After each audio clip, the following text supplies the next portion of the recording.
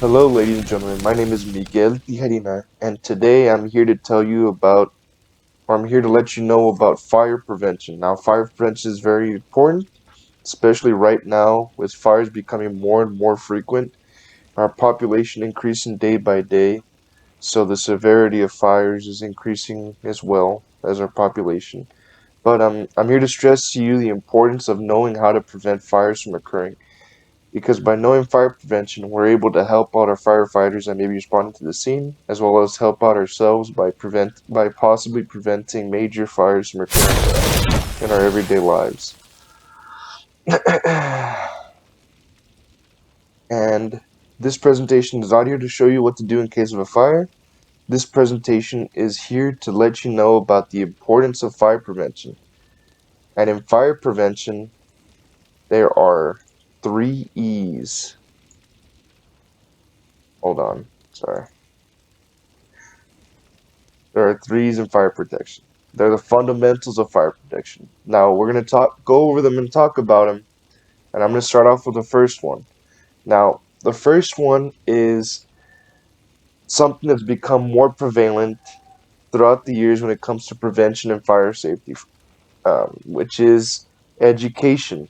And education, of course, is getting the public getting the public knowledgeable about prevention so that we can understand exactly how to prevent fires. For example, our smoke detectors, like right over there, they're wonderful, they're awesome, great technology and everything, but they have two things with them. One is they go bad. Smoke detectors do go bad.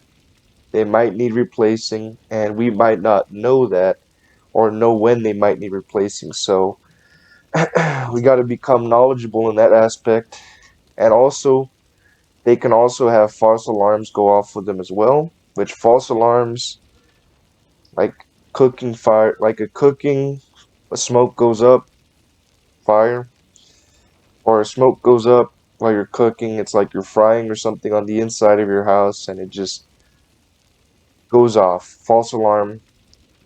Some people just leave it like that, and that's what causes the fire department to go out. But really, you're supposed to air it out for it, but that's only for cooking, obviously. Now, the false alarms can also come from like human error and other things, but false alarms aren't good. And in some areas, they do have false alarms and they do actually penalize people for having too many false alarms. Now, that's something that we don't want to happen because it doesn't help us and it doesn't help them whenever they have to penalize us for that. So, now that brings us into my next point that we have to talk about engineering, which we usually get it from our engineering plans should be from our local fire departments or local cities that we should have all of our stuff be up to code, or maybe our HOAs if we're living out like that. But engineering is for buildings and structures, and following engineering guidelines and safety codes that can help prevent fires from happening. For example, we have fire suppression systems such as fire sprinklers. We have exit signs to show everyone where they can go in case of a fire, and that system can help reduce that suppress that fire so it doesn't spread everywhere else, and the firefighters can just come in and do what they have to do.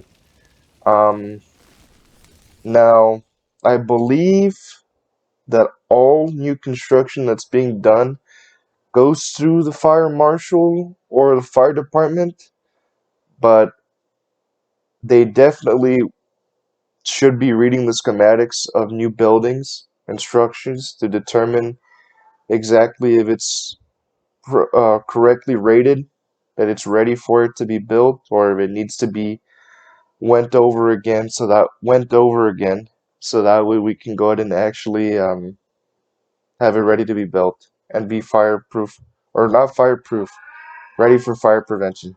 Sorry about the disruption. The third E is called enforcement, and enforcement is about the use of codes and the consequences of not following the codes. Similar to OSHA, that's kind of like what it is with the fire codes, except these codes are brought to us by ANSI or the NFPA or any other ones that have to do with fire prevention. So it can also be like our GFCIs, which I think ANSI still does. But OSHA also should be involved in the process as well. Now, for us locally, we follow the international codes that were adopted in 2018, and we've been following them since. Now, we've been adopting whatever codes have been coming into it since, and sorry. And when it comes to new and existing buildings, with new buildings, it's kind of like the best for them whenever it comes to codes because they can just follow all the codes, put everything up to date, send out the schematics, and it's going to be like they're going to have a little bit of fines, but it's not going to have to be like the renovation fines that they're going to have to do for sending out the schematics to the city and everything to get renovated and fixed for fire prevention because they do fine a lot for it, but it's probably not as much as the fines that they would get if they got a fire that's caused by the building. They could probably get millions of dollars of fines from that one rather than a couple thousand or at most tens of thousands of dollars rather than millions of dollars losing in fires. Now, now for determining fire resistance of materials, there's two organizations which come to mind for me. Now, there's one throughout the entire United States, which is called the Gypsum Association, which tests the legitimate building materials that are throughout the United States, and it's an association that you have to become a member of if you want to find out more about it, about that information, the statistics, what exactly is need to be found, or what exactly is a rating on it, stuff like that. Now, I have another one that is not only in the United States, but it's found in 100 different countries. I believe ours is one of them, so it's like 99 other countries. The organization is called Intertech. It's an organization that performs quality assurances on products.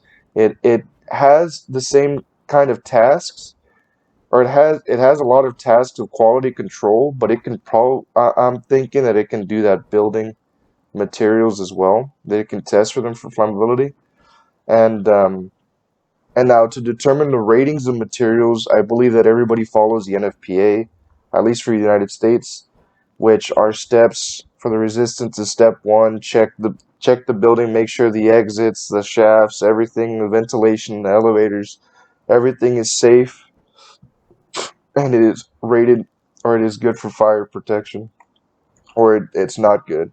So they rate it based on that. That's the first thing that they do. That is fire protection, I believe. Yes, it's fire protection. Then after that, they do fire. Oh no, it's fire resistance. Sorry, that's fire resistance. That's the first thing that they do.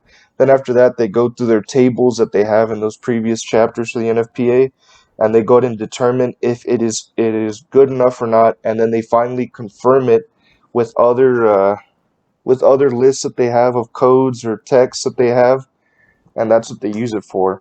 And now at the very end, the tests and ratings for my local area, they're determined to see if the building is safe enough to be built, at least for the new ones. And then for the old ones, they determine to see if the building is still safe to be used, as in apartment buildings, just a housing, or I mean housing, business buildings, or anything like that. So that's basically what it is. Thank you very much for listening to my presentation, and I look forward to speaking to you all again. Thank you. Bye bye.